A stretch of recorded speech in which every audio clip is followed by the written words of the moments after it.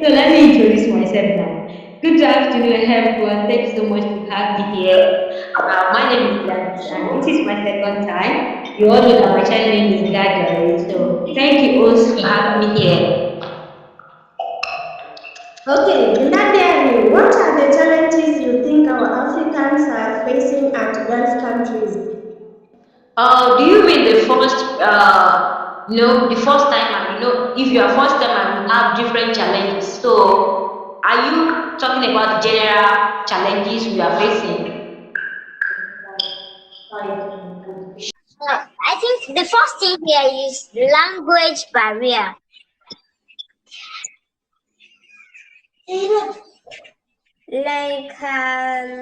So how can we deal with it? Uh, What are the expectations? how to solve language barrier is try to learn the basic of communication. I know it's not easy to learn this Arabic language. I was in that situation whereby I will have to go and bring cup, and you see me bringing broom. So this is a big issue for a first timer. But what I just advise you is that try to calm down. If it's getting out of hands, download translator apps that they can use it to converse with their madam or with their boss. Rather than who say I don't understand what my madam is saying and it's causing chaos between them all the time. So to solve a language barrier, you have to learn basic of communication, at least know the meaning of go, come, sit, take. You understand? So when you learn the basic, it will even make your work easy. Try to understand the basic. Sometimes read facial expression and body signs. Sometimes some people will be talking to you only with their hands, and you will get what they are trying to say. So try to learn who you are working with. If you can understand the kind of person is speaking to you, it will be so easy to clear that language barrier. Okay, another challenge is about food. How can we handle that? When we talk about food, I think the best way is to learn a way of manipulating their own meals and turn it to African food. Actually, I was in a little dilemma when I first came here about food allergies. And for me to solve the problem, I have to change the Arabic food to African method so that I can have a peaceful meal. So just stick with your book. If you can't eat their food, there's no sin in there. But there are lots of food that Arabic we're taking like soup, but we can convert it to swallow. So with there are lot of African food in their kitchen without realizing it until you use your own imaginative kitchen skills. So learn how to blend things together. Is it the tomatoes in the refrigerator, the veggies there? You can make African correct soup from their fridge using vegetable oil.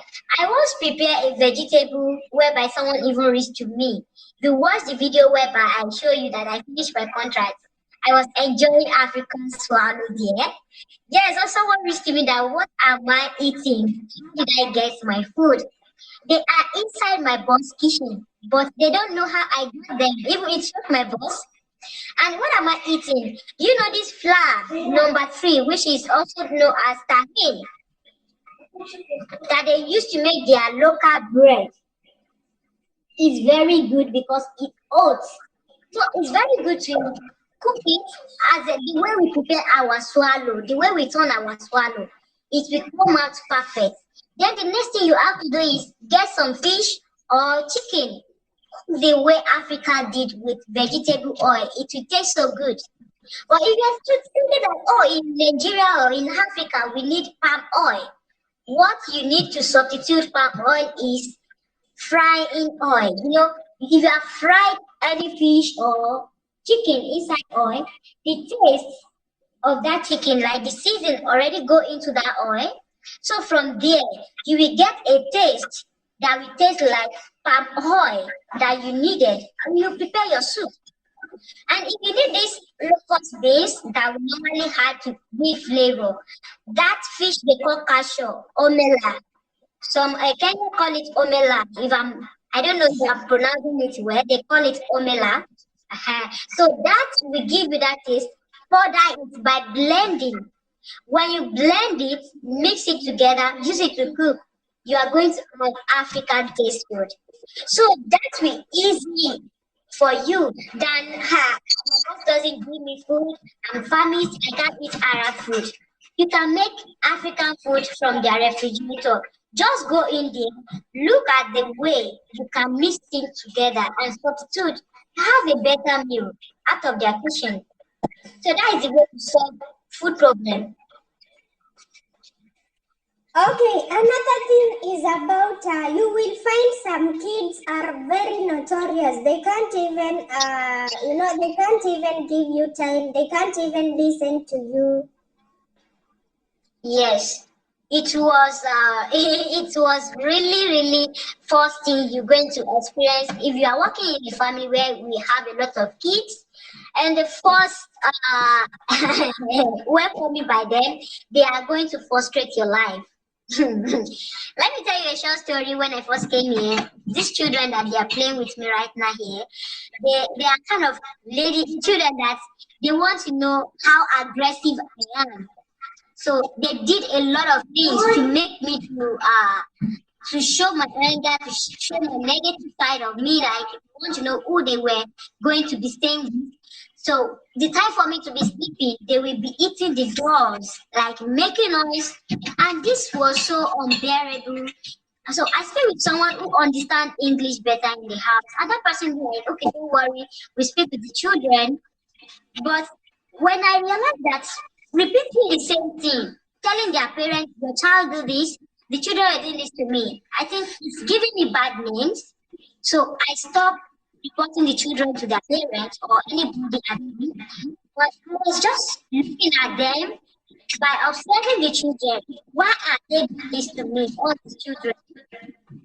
By doing that, I realized that that is their own way of getting closer to me.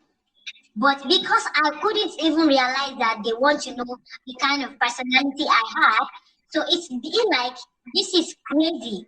See, you have to be silent. Learn about these children if you want them to be friendly with you. By then, they will be calm. So if you're not reciprocating with their bad attitude, they will become good.